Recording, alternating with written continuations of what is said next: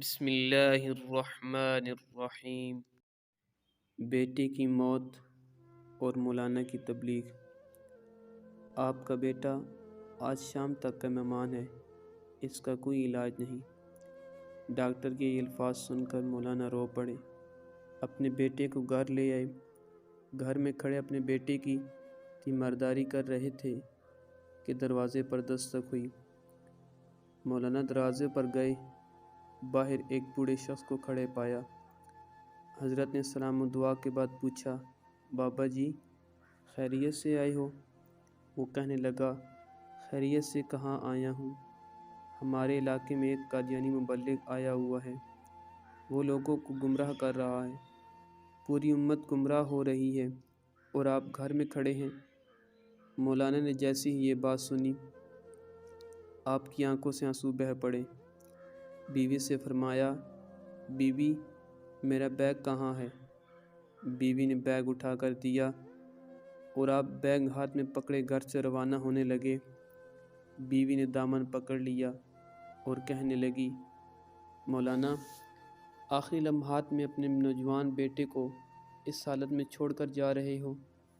مولانا نے آسمان کی طرف نظریں اٹھائیں اور رو کر روانہ ہونے لگے تو جاں بلب بیٹے نے کہا، ابا جان میں آج کا مہمان ہوں، چند لمحے تو انتظار کر لیجئے، میری روح نکل رہی ہے، مجھے اس حال میں چھوڑ کر جا رہے ہو۔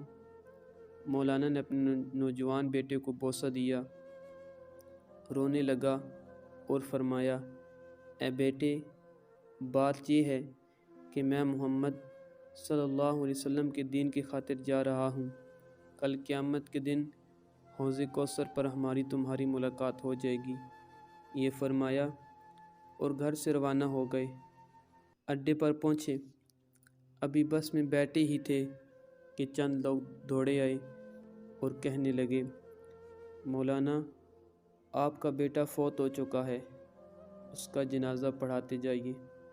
مولانا نے آسمان کی طرف نظریں اٹھائیں اور رو کر فرمانے لگے، جنازہ پڑھانا فرض کفایہ ہے اور امت محمدیہ کو گمراہی سے بچانا فرض عین ہے، فرض عین کو چھوڑ کر فرض کفایہ کی طرف نہیں جا سکتا۔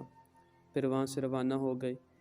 اس علاقے میں پہنچے، اللہ تعالیٰ نے کامیابی عطا کی، وہ قادیانی مبلغ بھاگ گیا۔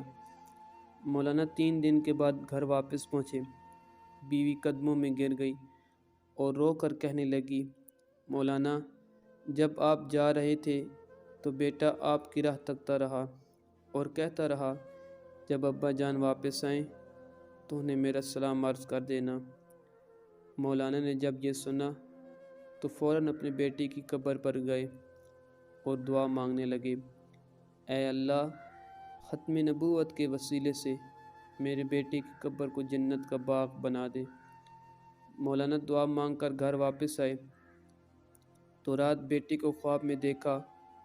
بیٹے نے اپنے ابا جان سے ملاقات کی اور کہا کہ رب محمد صلی اللہ علیہ وسلم کی قسم، ختم نبوت کے وسیلے سے اللہ تعالیٰ نے میری قبر کو جنت کا باغ بنا دیا ہے۔ ختم نبوت کے اس مجاہد کو دنیا حضرت مولانا غلام غوث ہزاروی رحمۃ اللہ علیہ کے نام سے جانتی ہے۔ ایسے تھے ہمارے اکابر جنہوں نے ناموس رسالت کی خاطر اپنا سب کچھ قربان کر دیا تھا۔